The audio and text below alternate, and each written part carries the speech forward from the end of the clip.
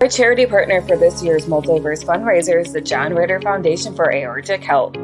They exist to spread awareness of aortic health and prevent unnecessary suffering through genetic research, widespread education, and radical advocacy. Simply click on the link at our website, www.themultiversefunraiser.com, that says donate here, and that will take you to our Just Giving link. All donations go directly to the John Ritter Foundation for Aortic Health. As a bonus, every $10 donation that you give enters you into our sweepstakes to win fantastic prizes. All information can be found at our website under giveaway. So thank you for watching and thank you for supporting. Greetings and salutations. Welcome to the Multiverse FunRaiser 2023, day number 3. We are benefiting the John Ritter Foundation for Aortic Health, and welcome in if you're just joining us. Welcome. Thank you so much for being here. Don't forget to like and share this video with all of your closest friends, because they're going to like the way they look after watching or listening to this incredible event known as the Multiverse FunRaiser. We guarantee it. I am your host for this particular panel. My name is Ryan of Nerd Culture. We're going to be talking about B-list boosters, more specifically, comic book characters who are not as popular as your typical Supermans, your Batmans, your Wonder Womans, your Black Widows, Incredible Hulks, the Fantastic Four, etc., etc., etc., etc. So with that being said, let's introduce our panelists here who are going to be joining us for these festivities.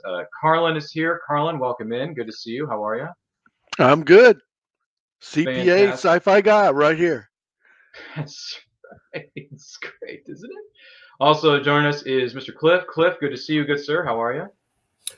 I'm good. Thank you for having me. Yeah. I enjoy being had. I think I understood that reference. But thank you so much for being here. Do greatly appreciate it. Also joining us is Professor of Comicsology 101 and an esteemed gentleman known as Clyde. Clyde, how you doing, buddy? Hey, got the C Squad here. Really? Yeah, we got Carlin and Cliff and Clyde right now. So C Squad.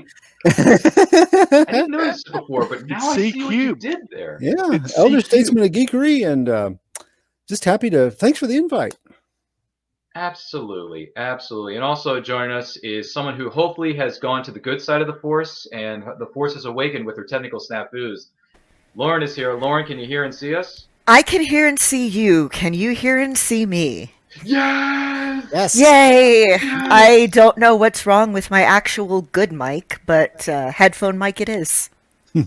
Oh my goodness, she exists. It's actually real. We're so happy that you're here and that the Force has awakened in your life and in your technical studio side of things. I'm just going to point that out. But hey, it happens.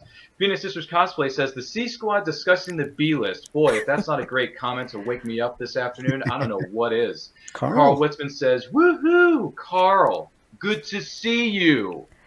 Here's your pop culture reference of the 90s, if anyone catches my drift. Good to see you all. Thank you all for being here. By the way, if you have any thoughts on these characters, anything we may have missed, something we may need to look up at some point or another, please feel free to let us know in the chat, in the comments. We would love to hear from you as we go throughout the course of the Multiverse FunRaiser 2023. So with that being said, I'm going to turn things over to our first panelist and talk to us about a character that is considered to be on the B list, but should deserve what is known as a second look. Carlin, what is the first character you wish to share with us today? Man, the first one I want to talk about is Iron Man issue number 55. And if we can get that image pulled up, Iron Man was a second string tier selling book back in the 60s and early 70s. And in issue 55 was the first appearance of Thanos. And even then, I mean, Thanos was a Jim Starlin creation. He was kind of ripping off from the New Gods from DC, and kind of borrowed heavily on the dark side mythos to make Thanos. There we are. And he floated around until, pretty much the Infinity Gauntlet crisis as a background character. And look at them now. Both Iron Man and Thanos are just blockbuster characters for Marvel. And in the 1960s, because this book right here is 68, they were clearly B-list. I mean, the main reason Iron Man was part of the Avengers was, Iron Man's basically a technology knight, but he was rich, he could afford to fund it, and he had the brains. So he was the science side. So anyway, that's kind of my thoughts on where those two characters started and where they are now. My goodness, that is amazing history, going all the way back to that with a snap of my non-existent Infinity Gauntlet. Sorry, I couldn't help but bring it up. Well, let's see here. Cliff, any thoughts on this character?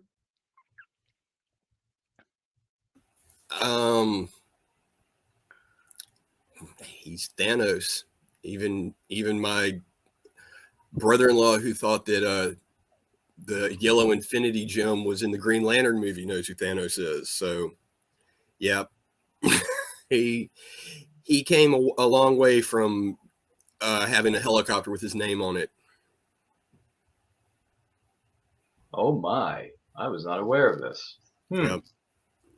Interesting stuff. Thank you for sharing that with us, Cliff. Clyde, any thoughts on the one they call Thanos? Even though he may not be, at one point he may not have been as popular as he was, but nowadays everyone knows who Thanos is.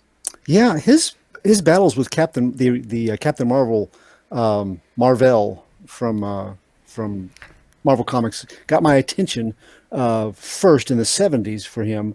They were a great adversary. He was a good villain for that run. And then, in the way that they've done with Guardians and some of the other characters, they transferred him to the screen quite well.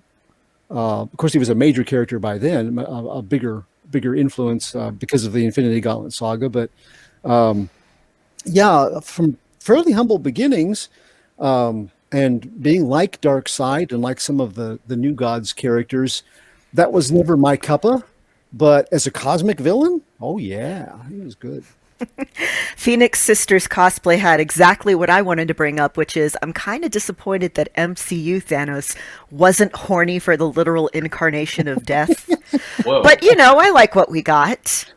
Also, just real quick, because I saw this yesterday and it's been on my mind since, have any of y'all seen, it's a TikTok edit of Tico Salamanca from Breaking Bad. It's when Thanos tries to snap and nothing happens, and he looks, and Tico Salamanca is crushing them up and snorting them. I have not seen that. But Okay, now. it's worth looking up. It is worth looking up. Just look Tico Salamanca, Thanos. Oh my goodness, this is a good way to start the day. One thing that was brought up earlier, the Phoenix Sisters cosplay brought up, the motivation that Thanos had in the comics was kind of funny. He was literally courting death at one point. Yeah. And the line that they use in the movie of, to challenge them is to court death. I'm like, you're talking to the wrong guy, because in the comic book background, that's all he needs. I kind of was screaming at the theater at that point. Yeah, if you knew the background for Thanos, that one line said so much. Yeah. Because, you can't go into a Marvel movie and go, oh, this guy is courting death. He's going to wipe out half the universe. Well, if there's one thing for sure about this presentation is that this panel is inevitable. So with that being said, thank you for sharing that with us, Carlin. Good Lord, I'm losing my mind already. So with that being said, I want to turn things over to our next panelist, Cliff. Who is the first character you'd like to present to us today, Cliff? What do you got? The first one I'm going to go with is probably the one I might end up being a little long-winded about, is the Shade from DC Comics. Yes. I, like most comic nerds, I try not to make blanket statements about my favorite character or anything, because, it changes every other day for most of us. But the Shade's probably my favorite villain, if you can consider him a villain.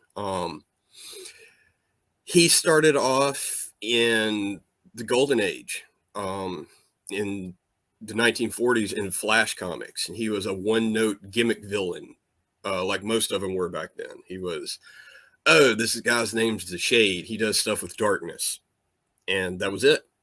And he didn't show up again until the Silver Age, where he was in the famous Flash of Two Worlds story, where it introduced the Earth 1 Barry Allen Flash to the Earth 2 Jay Garrick Flash.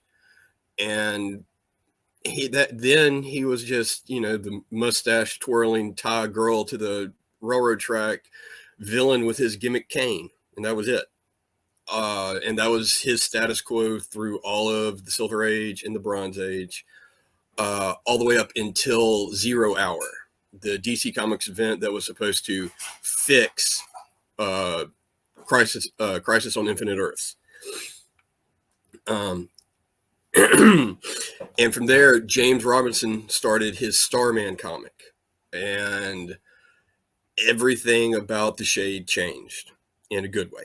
And it also changed in the way that I wish more comic creators would actually revamp or reboot a character. James Robinson didn't throw out any of the history of his character. He didn't try and pretend it didn't happen. He just rolled with it, but changed the character to match what he wanted. And the Shade became this unbelievably interesting, great character. He, instead of being this mustache twirling villain, he became more of a Charles Dickens inspired English gentleman who was immortal and had been around since the 1800s and was actually friends with Charles Dickens. And you found out he wasn't a villain to be bad or any of that. He was a villain because he was bored. And he saw all these costume characters showing up and thought it would be fun and relieve his immortal boredom by fighting with them. And he became such an interesting character. And if you really, really read in Starman, you could almost make an argument he's the main character. A lot of it's through his perspective. He is in almost every issue. If he's not in an issue, an excerpt from his journal is. And you can almost make the argument you do the hero's journey, because at the end of Starman, when Jack Knight leaves, excuse me, he becomes the protector of Opal City. And through the entire series, he's infinitely self-aware of the absurdity of a lot of the things that we enjoy about superhero comics. And in one issue, he talks about how before he would fight the Flash, he would have to practice his pithy one-liners in the mirror where he wouldn't crack up laughing when he said them. And then later on, this wasn't an image I had available, and I'm trying to find the issue number. In one of the showcase stories from the 90s, when they were gearing up for the company event, Underworld Unleashed, which was basically where all the heroes, all the villains made deals with the devil. The version of Mephisto in the DC universe is a character called Neron, and he was giving deals for your soul to all these villains. And he came to the Shade and was like, I can give you, he shows up and says, I am power. And the Shade is like, well, of course you are. And he offers the deal, and the Shade turns him down. And, it's like they start an argument, and the Shade just simply says, what can you offer me I don't already have? Are you going to make my shadow blacker? I'm already immortal. You have nothing I want. Please go away. And that, in a nutshell, was the Shade. He was his own character and did his own thing. And I really wish someone, before they cancel it at Warner Brothers Discovery, films panel for panel the entire Starman story and put it on TV, HBO Max, I don't care what, because it would be what gave DC the edge over the Marvel Comics universe of films and stuff, because it is so well written, and the Shade is probably the best character in the book. And I could go on for the next hour, but I'm going to stop there. No worries, and thank you for sharing that with us. By the way, Kristen Marie chimes in. She says, it was nice to see the Shade featured on the hit TV series Stargirl at one point. Yes. Wow. Yeah, and also Chris Jowers chimes in. He says, Cliff Riley is a saint. # Shade rules. Thank you, my second husband. I love you too. G. Willikers and what is it? Mondo Danico says BD, was it BFDI in space? Okay. Not quite sure where you're going with that, but okay. No worries. What was it? And Kristen Marie says Lauren's mic is so tired of yesterday's awesome panel. That's why she's having all these technical snafus. But she's back now, so we'll let her stick around and here at the Big Kids, here at the Burger King Kids Club. # not sponsor. Anyone remember those commercials when I was a kid? Yeah, I do. Oh God, yes. Thank you. Yes. See, we're getting somewhere, right? We're getting somewhere. But Cliff, that was wonderful. Let's see here. Clyde, do you have any thoughts on this character, the Shade? There's a reason why when I finally decided to be a DC villain for cosplay, I picked him this year. And so I have my Richard Sharp business cards, just like I did the version from the TV show Stargirl because people were more familiar with that version of him. Since the Starman's comic book series, it's been a while. So I kind of went with that look. Yeah, everything that Cliff said, ditto, because he actually does an anti-hero kind of turn in that book. And we find out very quickly that he's not a good guy, but if you're under his protection, woe to those who would hurt, like Jay Garrick and his wife. Oh, yeah, he won't pull a punch. He comes from a time when things were much dicier. Morals were a bit looser as far as raining violence down upon somebody that deserved it. And that character he's a great character. Clyde, did you dress up as the Shade at Superman Celebration one year? No, I never have got to take it there, just for free comic book day. Okay. I have a picture of someone as the Shade, and it looks an awful lot like you. I was just wondering. No. Who knows? Maybe there are two Clydes out there that we don't know of. Would that be? Could be Shade. Anyway, Lauren, any thoughts on this one? It helps if I click the correct button. So first of all, the whole I'm a bad nerd. I haven't read Starman yet. It's been on my list forever, and that just kind of moved it up because I love me an interesting, nuanced villain. The whole being evil because you're bored really reminds me of, spoilers for an, I guess, 5-year-old movie, Anne Hathaway in Ocean's 8, where she joins the heist because she was bored and just wants friends. As you do. And no, I was familiar with the name The Shade, didn't really know much. That very definitely piqued my interest. Yeah, I'm definitely gonna have to get over my LCS, which stands for local comic shop. And by the way, for those of you who may be wondering, you should be supporting your local comic shops when you get the opportunity. I'm just gonna point that out. 100% true. Before I pass things on to our next panelist, introduce our next character, Carlin. Any final thoughts on the Shade? Well, I'm just gonna have to come right after Cliff. Is that I was actually late to the Starman run. And I was reading in a trade paperback, and there's one trade that they apparently had publishing disputes on, and I'm missing it. So the hunt's on to find it. But yes, that character was a complete reformat. It's wonderful to see them take this character in the Stargirl show. Loving it. Rock on, man. Good stuff. This has been a good panel so far. We've only reached the tip of the iceberg. Anyway, good thing for us, there's no iceberg right ahead. That movie turns 25. Anyway, Clyde, Professor of Comicsology 101, the Elder Statesman, I believe is one of your nicknames. You have like 50 nicknames on the interwebs. I don't even know where to start. But Clyde, do me a favor. What is your first character you would like to introduce us to on this B-List Boosters panel for 2023? What do you got? I got a character that I liked as a kid. So that puts it into the 60s and 70s. And, this is when Stan Lee was doing what he did best. He was expanding the comic book marketplace and adding new readers to the ranks. And he'd had a lot of success courting college students who were quoting, the observations of the Silver Surfer as he was traveling through the cosmos. And philosophy students were tuning into comic books, And so as the 70s dawned, Stan was trying to figure out, what can I do next? What would be a big thing to do? And he decided, the women's liberation movement in the early 70s was very, they were doing protests and marches. And so he decided that they would launch 3 female characters in their own titles. And that's Shannon the She-Devil, and they also did Night Nurse and Beware the Claws of the Cat. If you've got the image there, whoop, now, okay, there we go. Beware the Claws of the Cat, which I love the cover.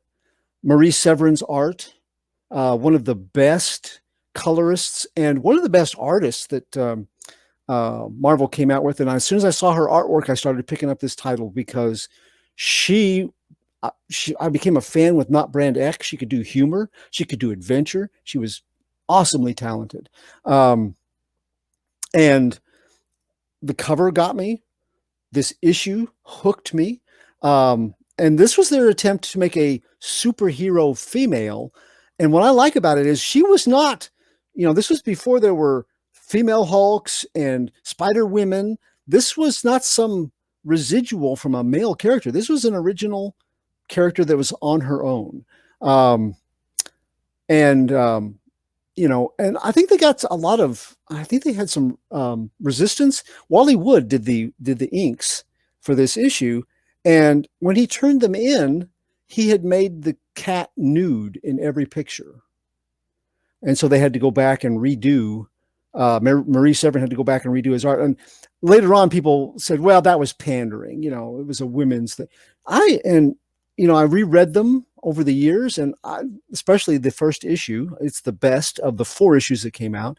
I don't buy that. It's really good storytelling from a female character's point of view.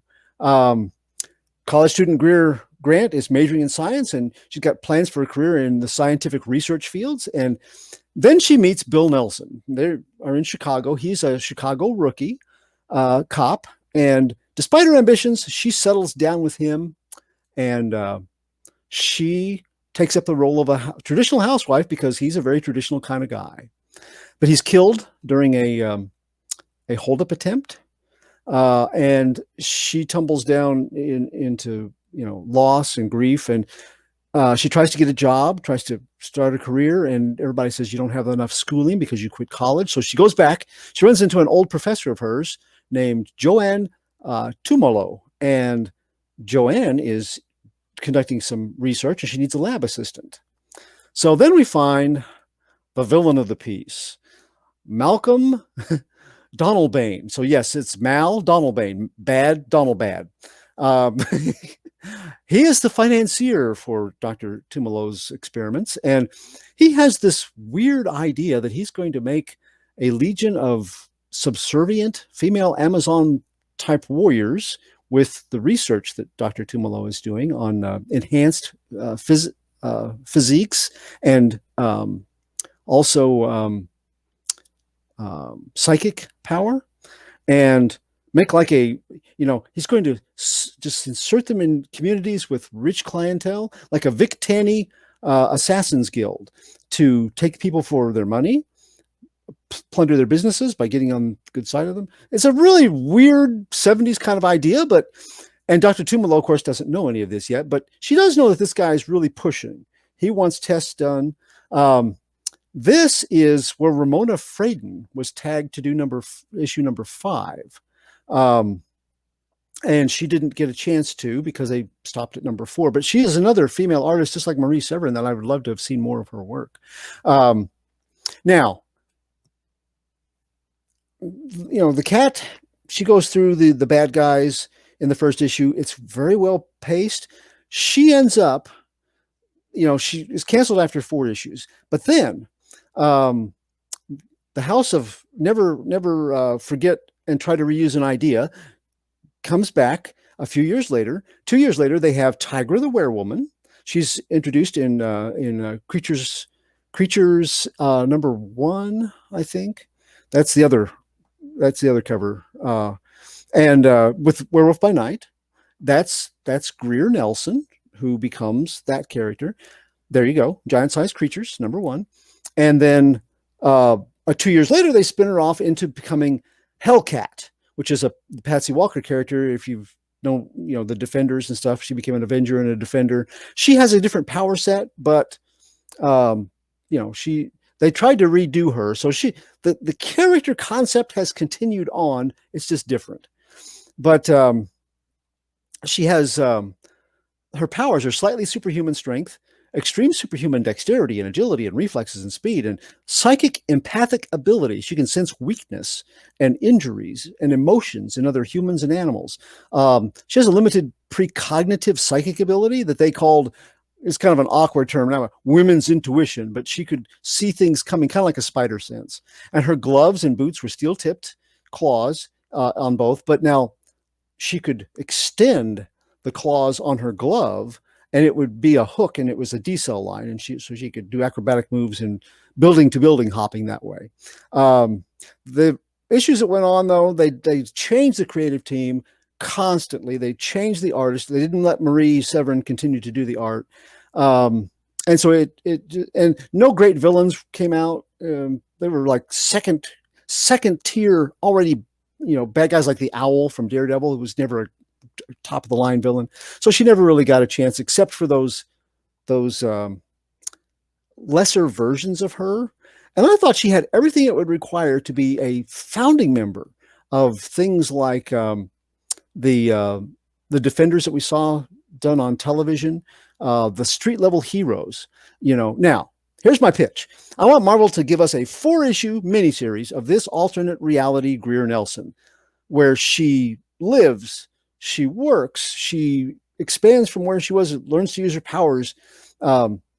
Each book could cover different phases of her superhero career in a multiverse setting. We're in this is the multiverse age of Marvel Comics. So show us that, where she didn't become Tigress. She just stayed as the cat. And let a team of female artists and writers pitch the ideas for it and produce it, just the way they started to do originally. My goodness gracious. And I thought Michelle Pfeiffer uttering the words, "I'm Catwoman, hear me roar," was a good marketing tool, but this one takes the cake, guys. No, seriously. I mean, in the words of Futurama, just shut up and take my money. Because I want to read this today, here, now. I love that cover. I think some of these covers are just flippity-flip-tastic, but goodness gracious. Great stuff here, Clyde. Carlin, anything you wish to add to these proceedings? There we are. Had to get that mute button off. Yeah, Clyde, I never knew the full backstory on that character, and it's right out of the Stepford Wives. I mean, like Ira Nevin's 1972 book, Stepford Wives. Oh my goodness. Yep.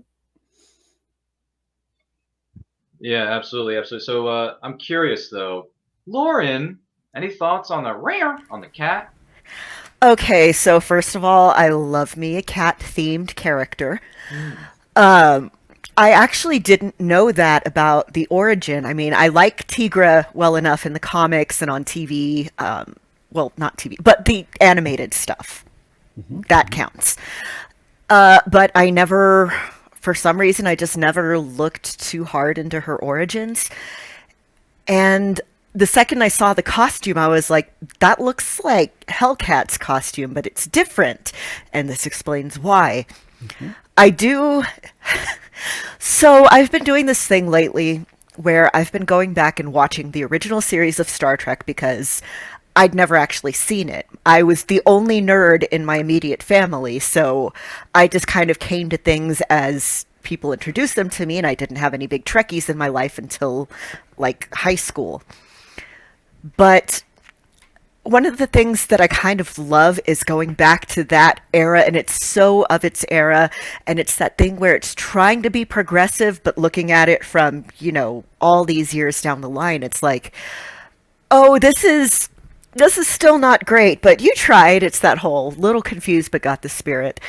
And it kind of reminds me of that. It's the whole, we're going to take that stereotype, the traditional housewife, and, oh, no, she's actually fighting crime as an animal-themed superhero. And I dig it.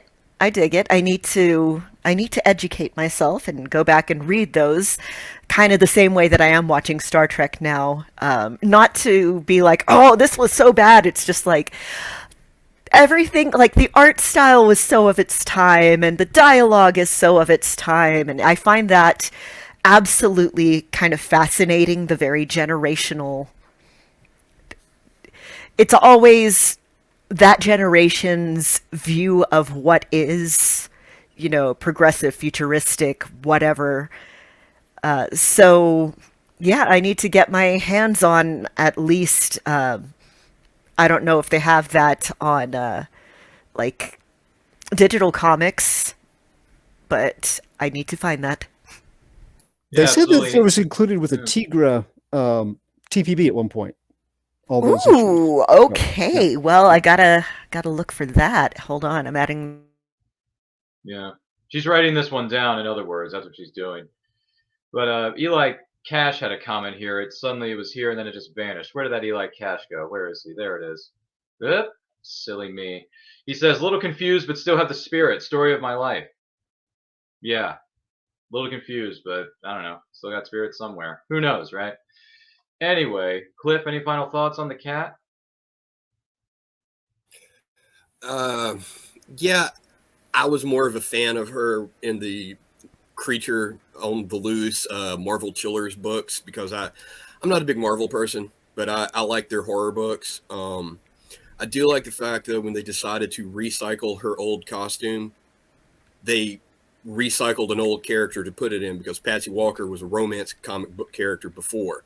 So I was like, well, might as well recycle the character too. But yeah, I like Greer Nelson in the Avengers, and that weird love triangle between her and Star Fox and the rest of the Marvel universe they always did was always just a good laugh to have. I found the trade paperback, by the way. It is Tigra, the Complete Collection, published in 2019. All right, fun facts. I'm digging it. More things to add to your library for those of you who may be wondering, just out of curiosity. And once again, I want to remind you that you are enjoying what is known as the Multiverse FunRaiser 2023. This is the start of day number 3. We're talking about B-list boosters, which are comic book characters that are not as popular as some of the others, whether it be the Supermans, the Wonder Womans, the Hulks, the Fantastic Fours, and all that kind of stuff. And I'm joined by an incredible group of people, such as we got Cliff, we got Carlin, we got Clyde, we got Lauren, and make sure you like and share this video with all of your closest friends. We are doing this to benefit the John Ritter Foundation for Aortic Health. If you wish to make a donation, link is located within the description of this video. It's also currently scrolling across the bottom of your screen. And with that being said, I want to turn things over to our next panelist because we were talking about the cat moments ago, but now that she's going back and watching Star Trek TOS, Space, the Final Frontier, and she's wearing a Star Wars shirt, which means you can like 2 or 3 more fandoms and still get along, people. It's very much possible, and it should be the reality, even though some people may not think so. Lauren, what's the first character you want to introduce us to on this fine B-List Boosters 2023 panel? Okay, little bit of an introduction here. I started reading, like really reading comics because, again, I was only really introduced to stuff as people in my life were, and I didn't really have any huge comic book friends until college. So I started reading the Ultimate X-Men comics back in the day, and then right around the time that was all starting to wrap up, I had just started a job in a genetics lab, and one of my coworkers, Frank, what up, introduced me. He was like, oh, you like comics? Let me introduce you to so many.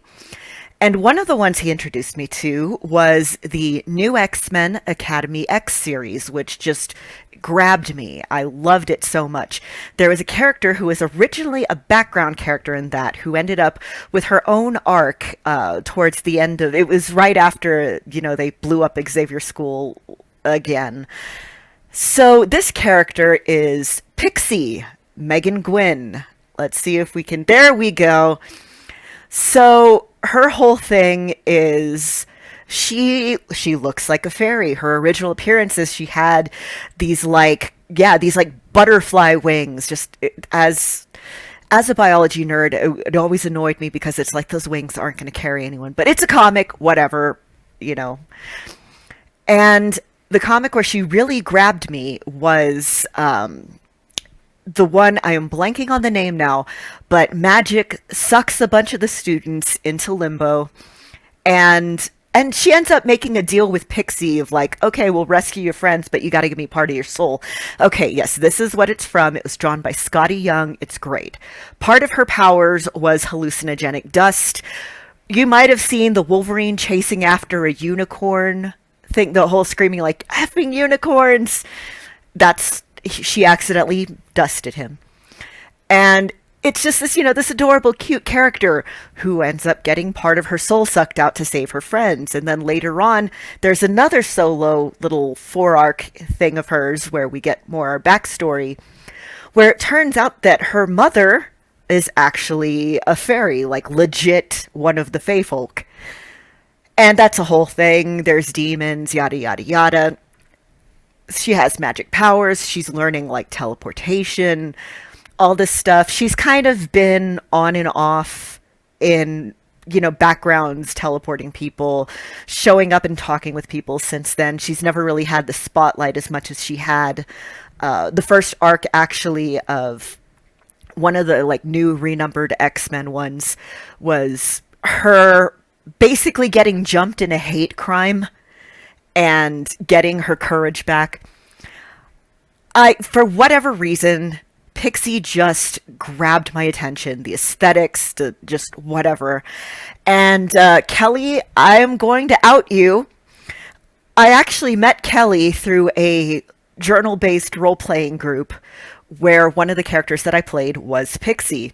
So kind of as if I didn't like the character enough, that sort of, oh, this was a thing in my life at this time when I met just so many of my really good friends that I've made online, has kind of, cemented all that. She had a brief appearance in Wolverine and the X-Men where she did not have a Welsh accent. I was disappointed. And she made an appearance in, you might remember, there was this X-Men video game where she was actually, like, in the commercial, and it turned out I did not buy the game because it turned out that right after she shows up, a helicopter falls on her and kills her. It's Dr. Romano and ER, what the hell? And so I didn't buy it. And then it turns out that that company had all sorts, there was like a lawsuit, and all copies of that game were recalled. But yeah, she's a cute character, fun character. Kind of that whole, oh, you're an adolescent and life is changing and you're trying to stay positive through all this horrible stuff that's happening. Like, half of your friends got blown up in another hate crime. You got hate crimed. Your soul is missing. You're on a team with the person who stole your soul. It's a whole thing. I really like those characters that just try to keep pushing through the crap. So, yes, that is Pixie. Oh. And I thought Tinkerbell's jealousy of the relationship between Wendy and Peter Pan was a problem. We haven't seen anything yet. Take a look at this one. No, I'm serious. But no, that's really good stuff with that character. Interesting stuff. Elder Statesman Clyde, any thoughts on the one they known as Pixie? It's not a character that I'm familiar with, but there's a lot of gaps in my X-Men history, especially recent, more recent X-Men stuff. But as a person that enjoyed many hours of online playing Changeling the Dreaming and the Fae Folk, and so I wrote down all that you said on the character's name and background so that I can find it, because I'm going to be looking her up. Well, at least one of us is doing their homework, because I don't even have a sheet of paper or a pen in front of me. But that being said, Cliff, any thoughts on the one known as Pixie? She sounds interesting. I'm not the biggest X-Men person. The Grant Morrison in the 1990s kind of killed my love for the X-Men. But yeah, the thing I always liked about the X-Men is they always gave you quirky characters like that. They just forgot about them over the years, and it all became about the main 7 ones all over and over again. But yeah, she sounds interesting, and sell your soul. That's always a good time. Yeah, just ask Sam and Dean, Route 6666666, the highway deal, whatever it was. Anyone remember that episode? I do. Carlin, any thoughts on Pixie? It's a character I'm not really familiar with, but getting crushed by a helicopter? Wow. She can teleport. Come on. Well, and also, I mean, that kind of brings up a little side comment as to certain characters. I mean, yeah, it's like you look at the Wasp and you're like, I could just blow her away. Yeah, I really hate that. It's like you think of that, and then when they do it, like I said, I was reading the Ultimate Comics at the time, and I stopped reading them because of ultimatum. Just it was so dumb. But famously, in the first arc of the Ultimates, Hank Pym, who they took like everybody's negative traits and magnified them a billion times, he actually attacked Wasp with ant spray. And it's just like, okay, yeah, you could do that, but it's so horrible. Come on. Well, at one point, he was a pretty horrible guy. Gee whiz. My goodness. The things that happen to these characters in certain iterations of it, or certain versions of the comics, I should say, because gee willikers. That being said, we go from Pixie and cats and dogs and cats with living together with mass hysteria. But Carlin, I gotta ask you, what's the next character you want to present to us here, Carlin?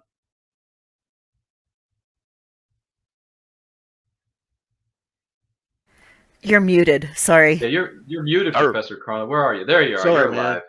Hey, no, that's all right. Things happen. What's the next let's character you bring got for up- us? What's the next character you got for us for let's bids bring today on The up Price is the Right? image. Let's bring up the image of Dial H for Hero, because that's actually a twofer. So Robbie is the little kid in the middle, and this is 1966, which was the year I was born. So okay, so Robbie has this dial, and later in time, Mark Waid picks the same Dial H for Hero and does a miniseries and determines that the dial is actually interlac. But every time you spin the dial, it gives you a random superpower. Well, that character's floated around through various times. It's had miniseries, but it's never really had a stable long-term book. But if you'll notice to the left-hand side, there's Plastic Man. That's actually not Plastic Man as we know him today. Robbie in this episode dials it, and it gives him the powers of Plastic Man. But it turns out Plastic Man actually goes back to the 1940s to Police Comics. And ironically, Plastic Man, much like the Joker, got his abilities because he got chemically doused. And then so you've got this secondary character comic, Dial H, and you're spinning off individual characters as they dial up powers. And this issue here really kind of brought Plastic Man out of the 1940s and the police pulps into what we consider the modern universe of Marvel. And ultimately you wind up with him being on TV as a Flash character. But he really kind of came back to light during the Obsidian storyline of the JLA, and a little bit before that, where the JLA got thrown back 3,000 years to the beginnings of Atlantis, and Plastic Man dies. He's basically frozen and broken apart, and the JLA being trapped 3,000 in the past, they didn't have the technology to pull him together. And Plastic Man quite possibly could be one of the most dangerous characters in the universe because he's plastic. They found and reassembled him in present day. He was still alive. He's a little crazy from being separated into bits after 3,000 years, but he was still there. Boy, man, rotary phone. Who needs call 1-800-ATT for collect calls? We can just dial H for heroes. Seriously, I remember those commercials from back in the day. Gee whiz, I do. Cliff, any thoughts on this one? I liked the Dial H for Hero concept. I wish they would have done more with it over the years, but I've been a Plastic Man fan since the early 80s when I watched his cartoon and saw Baby Plastic Man on there. And every comic he shows up in, he's always fun. I loved him in All-Star Squadron from the 80s. Grant Morrison used him really great in the JLA. Yeah, and I always liked the arguments between Elongated Man and Plastic Man about which one was a more important stretchy guy. Yeah, fair enough. Dave Mattingly says, for a while, maybe still, Batman considered Plastic Man to be the most dangerous man within the Justice League. I was not aware of that. In my best Wayne Campbell impression. Clyde, Elder Statesman, do you know a thing or two about this character? Because didn't you dial that number way back Dial when H. in the Jurassic era? I tell you what, yeah. Dial H, I loved as a kid, and then Wonder Comics a few years ago, DC had that imprint. Did a very nice update of the character, very true to the nature of the original series, I thought. And one of my favorite DC events of the last couple of decades was Silver Age, which showed Robbie Reed being part of the DC universe much more than he was ever shown before in the Justice League, knowing all the Justice League people. And didn't sell real well, but I thought it was a good use of the character. And the Plastic Man appearance, it kind of highlights one of the problems with that character and story. When you have to come up with at least 3 new characters every issue with different powers and stuff, that's a hard character to write on a monthly basis. So I think that hurt it, but it's one of the most creative concepts for a comic book hero that I know. Fair enough. Lauren, I know we're used to dialing 1-800-COLLECT like Mr. T did in the commercials back in the day, but are you going to dial H for Hero on this one and pick up a copy? Again, it's one of those, wow, this looks so of its time. Like the whole, what was, not Skinamarink, but whatever it said on the thing of, it's like Smack-a-McGee or something. Sock-a-McGee. Sock-a-McGee, yes, thank you. It's like, oh, that's so charming. I have heard of Plastic Man. I am less of a DC fan than I am a Marvel fan. Again, people around me, I do really like the DC animated stuff, and I watched Batman Brave and the Bold back in the day, where Plastic Man shows up voiced by Tom Kenny, SpongeBob himself.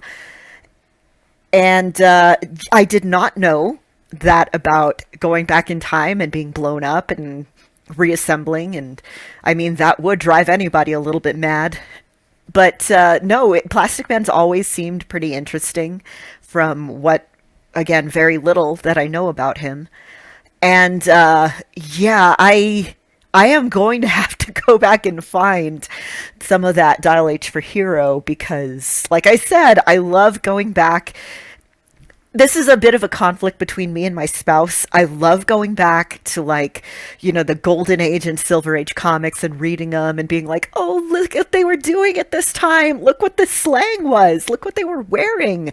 And my spouse cannot stand the art or the writing. And it's just like, come on. Yeah, they were of their time. What are you going to do? Goodness gracious. Heck of a thing to Dial H, y'all. Cliff. What's the next character you're going to present to us? I'm going to go with one of my, I think it's probably the only quote unquote patriotic character that I really followed for a long time. That's Steel, the Indestructible Man from DC Comics. Yes. Steel was created by Jerry Conway and Don Heck, and they flat out said this was their homage to Captain America. He was Hank Haywood, the Steel, the Indestructible Man. Later, he became Commander Steel in All-Star Squadron. But he started off in his very first appearance was in Steel, the Indestructible Man #1 in 1978. I'm terrible with dates on comics, but he was part of the DC explosion where they just put out like a million new comics all at once. And this one lasted for 5 issues before the implosion where they realized, hey, wait, we're losing money on all these books. So they canceled most of them. And that was the last time you saw Steel for a long time. But he was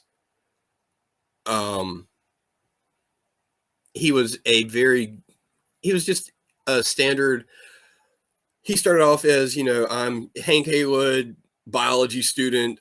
During World War II, I'm going to join the army to fight the good fight, and got caught in an explosion like, you do. And his professor rebuilt him like the $6 Million Man. And he became Steel, the indestructible man. And that was pretty much it until All-Star Squadron showed up in the 80s. And Roy Thomas was just grabbed every character that was around and had World War II in the title of it. And he was part of the All-Star Squadron for years. I really liked him in that. Him and Robot Man were a great little kind of like Booster and Beetle team for a while. And then he became a legacy character, and there was his grandson became the next Commander Steel and so forth. And then, like most characters in the 90s, he got killed by Eclipso. And that was it for him. But yeah, if you're looking for a good, just not Captain America comic, Steel's a good one to read. Oh, well, giddy up, man. No worries. Clyde, Elder Statesman, any quick thoughts on this particular character?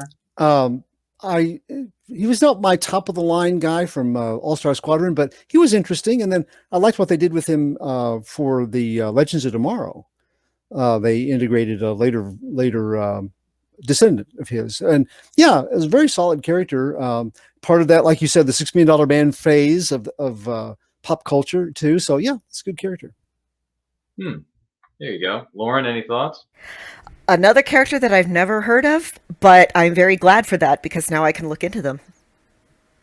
I know we're going to be spending so much money that we don't have on these things. Carlin, real quick, any thoughts on Steel? Actually, not so much on Steel, but Cliff just made me think of some others that we can use for another year. Machine Man and Rom. We're going to have to write that one down for 2024's version of the Multiverse FunRaiser. But with that being said, fantastic stuff. So, Clyde, what is the next character you're going to be introducing us to here? It's interesting that you mentioned Rom and Mike and some of those kind of characters because Marvel, later in the 70s, we went from 1972, now we're 1976. What's big? Pop culture. Licensing characters for comics. Planet of the Apes, Marvel has done. They're getting ready to do things like Micronauts and ROM and things like that. And all of a sudden they come up with this guy. Caught my attention because on the comic book cover it says, he's the wildest superhero because he's real. Can you show me the cover of The Human Fly, #1? And The Human Fly is, other one. That's issue 18. He went 19 issues, all told, for Marvel. But there we go. So he's allegedly real. And I took that with a big grain of salt. I was almost a teenager by then going, right. And then I saw him on ABC's Wide World of Sports flying on the back of locked to the back of a jet airliner going through doing a stunt in that outfit. And I was like, oh, I guess he is real. So that got my attention with him. But he was a licensed character. He was not part of the House of Ideas. It's somebody that came to them and said, we want to do a character. We'll give you money. There he is, right outside of his airplane. So this is the time period of the $6 Million Man that is folded into his storyline. Evel Knievel, which you can see that in the outfit and stuff, very Evel Knievel-like. And merchandising for all those things. So when they came to Marvel with a deal, Marvel's not really one to throw a character out, but they helped them define this character. And the real man that was playing the part of the Human Fly had kind of a sketch. He did interviews and stuff. They were trying to make a media sensation, trying to make a celebrity type person. So they were, unlike Evel Knievel, who was a really good stuntman, and then the merchandising deals came. They wanted to make merchandising deals and then build his legend. So that's the approach they took. But the guy, he didn't have a really good story about how he became the Human Fly, except I want to make money and I want to do this stuff. So Marvel helped him come up with a storyline.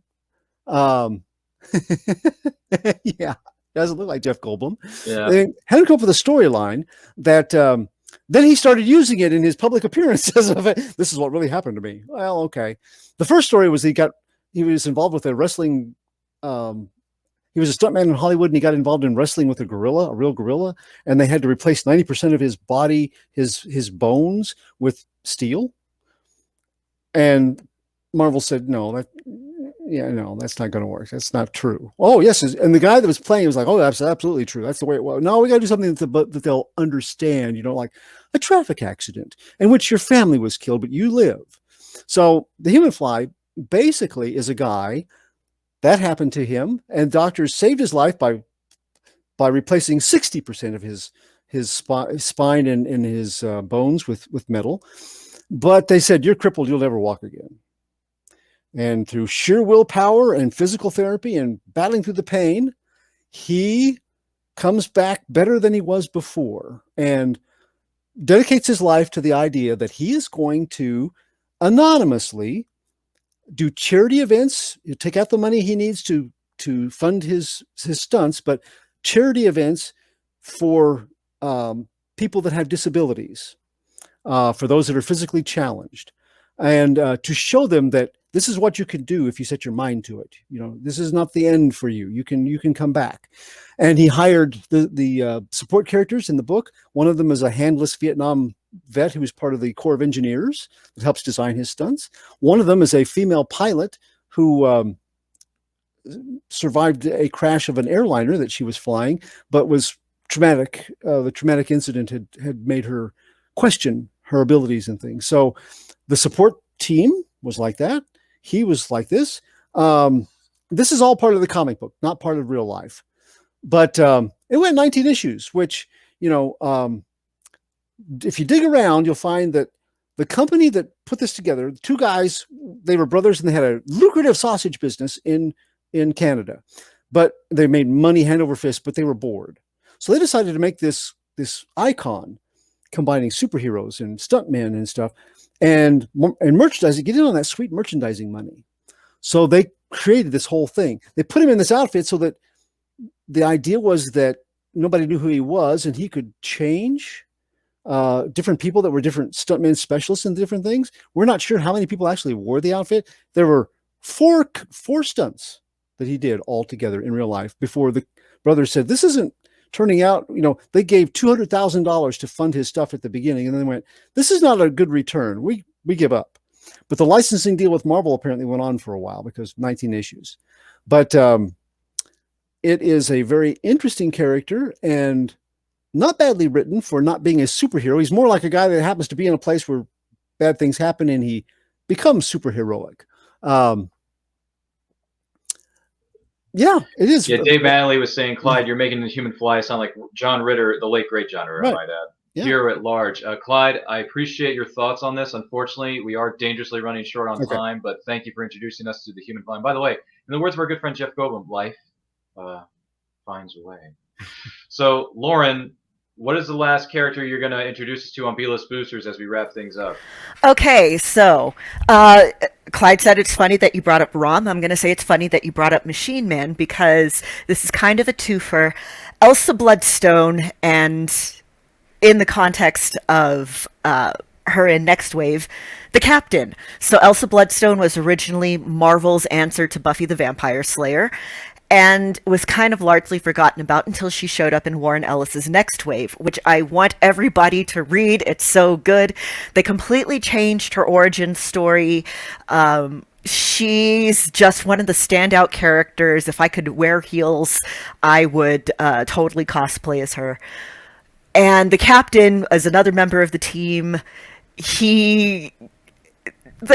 none of the Captain words that he has tried has worked. And then just real quick, no association to this doll, but come on, Dupe from Ecstatic.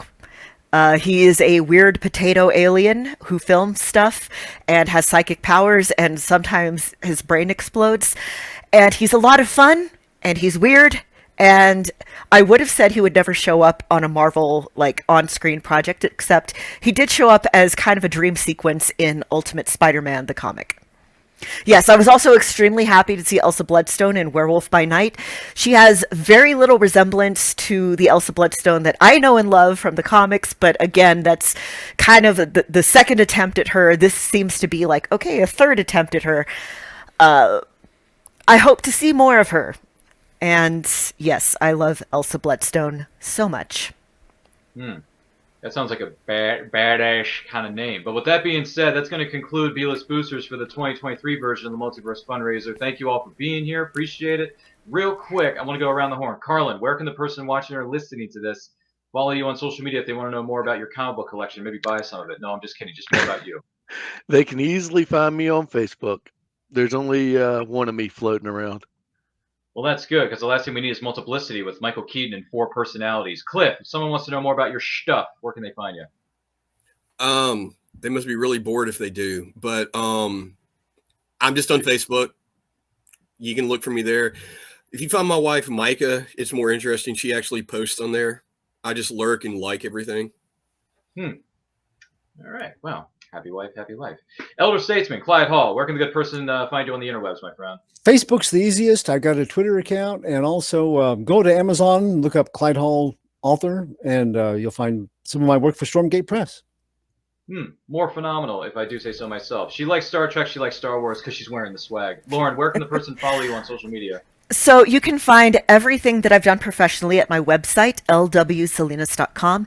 And you can find me on Twitter at Sithwitch, Sithwitch, mostly yelling about wrestling these days. Cliff, I just noticed your background.